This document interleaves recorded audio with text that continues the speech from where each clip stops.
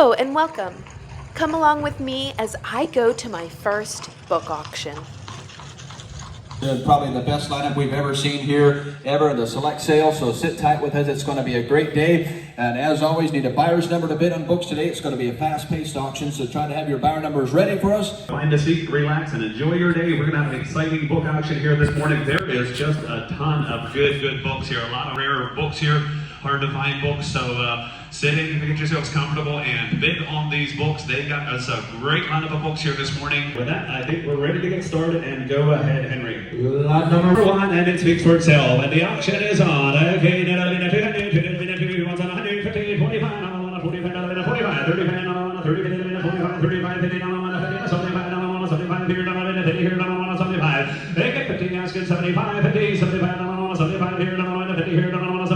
$50. Lot number two.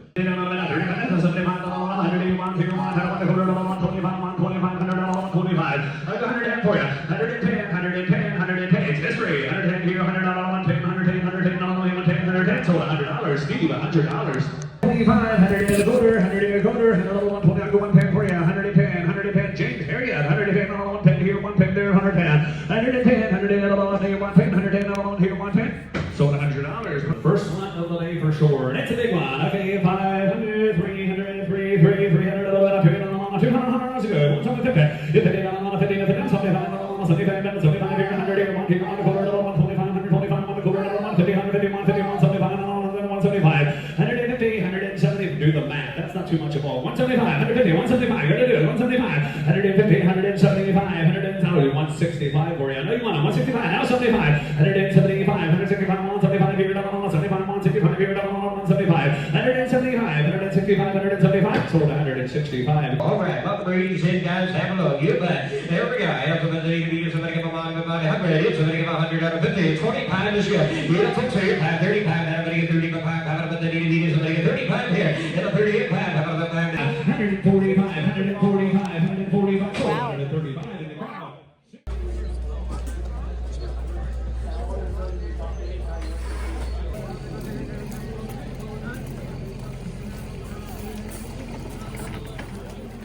All right, I am glad to be back home in front of a fire and having a steaming cup of tea. Our spring mornings are still quite frigid, so it's nice to be back in the warmth. So the first book that I wanted to share is Comrades. This is by Fannie Newberry. This is a revised edition from 2011. I love this vintage artwork on the cover. What it says on the back with a blurb is, Jack, a homeless shoeshine boy in the big city of Chicago, is befriended by a well-to-do gentleman and his nephew, Bert. When Jack is accused of stealing a valuable ring, he flees. The ring is found, and in grief and remorse, his friends search desperately for Jack. But where is he? He seems to have vanished off the face of the earth. Comrades is an 1893 children's book, and it very much is like a moralizing story. My research shows that this was originally published for a Sunday school publishing service. Fannie Newberry is an author from Michigan. She's, I think, more well known for her books for girls, but this book, we have friendships between boys. So here in the front, it says, this is a story for boys. It's also inscribed to boys in the very beginning, to my own boys and all other boys who are dear to me. So, I don't know. Seems like a sweet old story. So, I'm happy to have this and put it in a stack for me to read, or even one of my kids when we are looking for just a short, sweet story to read. Next, the whole reason that I went to this book auction was for the Marguerite Angeli collection. So I thought that this was beautiful. This is The Door in the Wall. This is, I want to say it's my favorite story, but that might not be true. As I come through them, I might be like, I really love this story, but I really do love this story. So this is set in medieval times. We have a young boy who at the very beginning is in this house all alone, and he's really sick. And a monk comes in, and it's been a while since I read it, but the monk picks the boy up to get him out of this sick house. So this is during the plague, the Black Death, and there's just a lot of loss of life, and this monk saves this boy. The boy is paralyzed, he can't walk, and so the monk carries him out of the house on his shoulders and gets him on this horse and then brings him back to the monastery so that he can heal. And it's just this really wonderfully immersive story where you very much feel like you are set in the Middle Ages and during this tumultuous, tragic time. But through that, we see kindness. And I also just love the diversity of having a character who has a disability and his challenges with trying to figure out how he fits into life. So this is one of our favorite read alouds that we have done in our homeschool. It's one that we remember fondly. And when I saw that there was going to be this hardcover with a dust jacket that was there, along with the other books that were in the lot by her, that was really the main reason for me to want to go. The Door in the Wall won the Newbery Medal in 1950. Marguerite d'Angeli was born in Michigan, and she moved to Philadelphia when she was a young girl. And not only is she the author of these stories, she is also the illustrator. So she didn't begin to draw professionally until she actually had a home full of small children. So she had 5 kids. And she honed her skill while being interrupted by her kids and trying to run this family. And she also produced her first book during that time period. One of the things to note is because she did have so many children, she always had models to kind of draw her characters after. So this shows her pencil drawings, and then you can see the monk at the bottom with the boy on his back. So it's just a lovely story, and again, it's interspersed with her illustrations.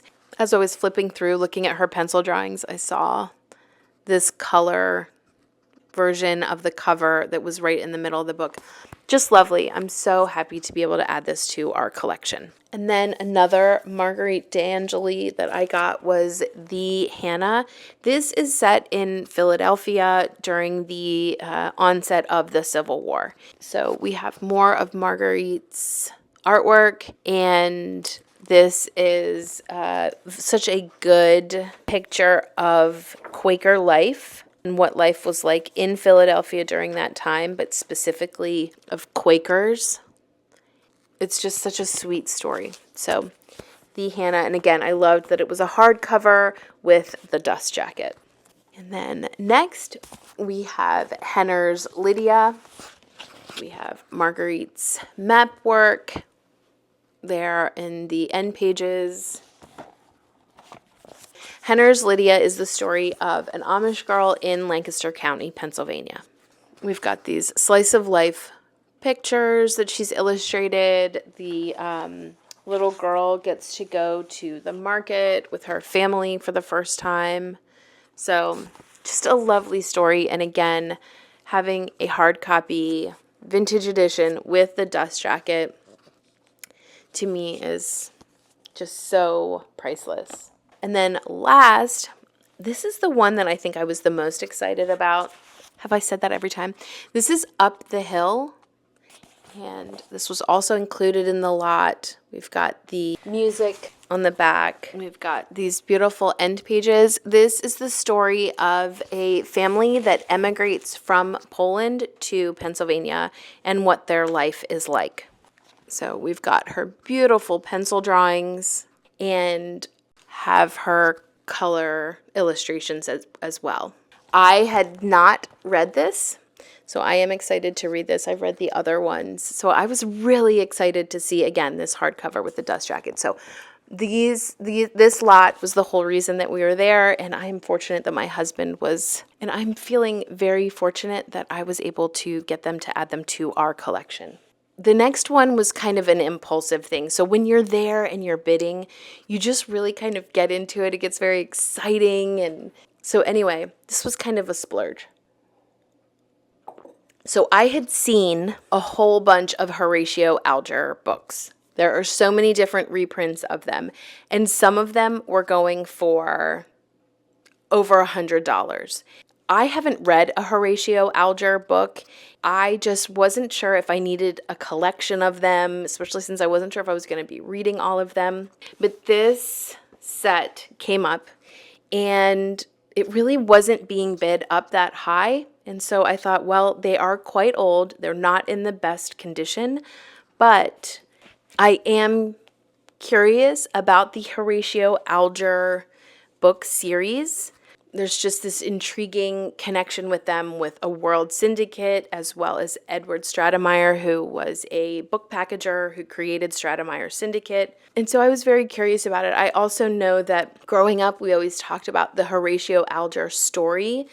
And I didn't realize that that meant that there was an author who wrote a bunch of stories with the theme of someone who faces challenges. They've grown up in poverty. They're having challenges, and they are able to overcome their challenges and live a very successful and, I think, potentially wealthy life. So the Horatio Alger story is like the rags to riches story. And when I was growing up, I didn't realize that there was this whole book series, but I thought these covers were really neat. So you've got these like fabric boards, and of course the binding is really loose and struggling. But then we have these images that have been adhered to the cover, and some of them are in really good condition. So like we've got the racing guy. This is Paul the Peddler. We've got football, driven from home, facing the world. This one is also a foot race. We've got Adrift in New York. Love this one. This is a man with, I think he's handing out newspapers, and then the old cars in the background. This one's blue, so the boards are a different color.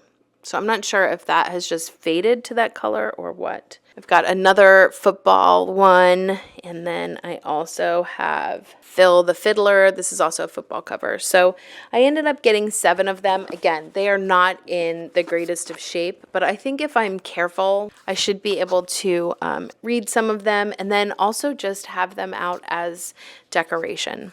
The foreword in the beginning of this is dated 1872. And so I'm happy to have them. Again, they were not super expensive, and I will just be taking care of them, putting them in a place where there's not a lot of humidity and where they won't get dirtied and ruined further.